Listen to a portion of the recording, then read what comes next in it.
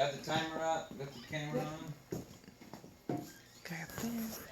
I'm here. Hey, no crying. Okay.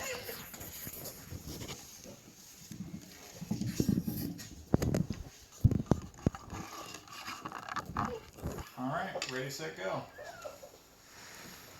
Who here has seen Sky Captain and the World of Tomorrow with Jude Law? Okay. How about Hellboy with Ron Perlman? Alright. Sherlock Holmes, Robert Downey Jr. Yes. Okay.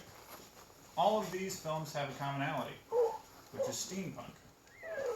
I'd like to discuss steampunk and its different facets this evening. I'll start with describing what it is and where it came from. Secondly, I'll discuss the steampunk community. And finally, we'll explore where it might be headed. Jess Nivens, a steampunk author, said steampunk is what happens when goths discover the color brown.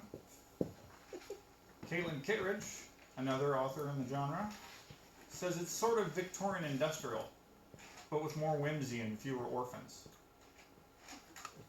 Lev Grossman, another author, said steampunk is like a snapshot from the last moment in human history when technology was intelligible to the layman.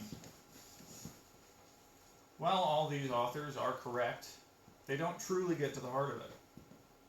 Steampunk is neo-Victorian futurism. If the science fiction of Jules Verne and H.G. Wells had actually carried into the future and not been replaced by plastic and circuit boards. It got its start with late 19th century Victorian writers and those who followed in their footsteps. Jules Verne with 20,000 Leagues Under the Sea, Sir Arthur Conan Doyle with The Adventures of Sherlock Holmes, H.G. Wells and The Time Machine. The term steampunk was coined by Kevin W. Jeter in the late 1980s in a letter to Locus magazine. He was trying to differentiate his works and the works of Tim Powers and James Blaylock from that of cyberpunk. Since then, it's had a slow rise into an actual legitimate subculture. There's art, music, film. It's appeared in video games, the ever-present literature, and some have even chosen to adopt steampunk as their entire lifestyle. They live steampunk every single day. It's not the clothes or the gadgets, it's the people and the makers that really drive steampunk. Which brings me to my second point, the steampunk community. Now, makers are the people who actually take the ideas in the literature and bring them to life. Most often through art and clothing that they do this. It's really a do-it-yourself paradise. Anything that you can think of, you can make steampunk. There are some makers that have actually made this into a career. They no longer have to just relegate it to a hobby. One of these makers, Kato, also known as Kate Lambert, makes clothing, accessories, and has even been dubbed the steampunk supermodel. Another maker of note, J.W. Kinsey. He does woodworking, sculpture, and also accessories. He actually made that lamp.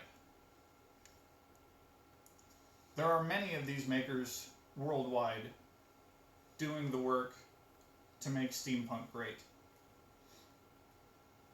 All the makers that I've had the pleasure of meeting have been encouraging and kind and helpful to those amateurs that are trying to strive to attain their success. They are truly building something great. Lastly, we'll discuss the future of steampunk. has popped up in pop culture all over the place. Warehouse 13, the popular TV show. Steampunk, they got their own show on GSN. Justin Bieber made a Christmas special that featured steampunk. And the ever-present films and literature. They're truly picking up steam.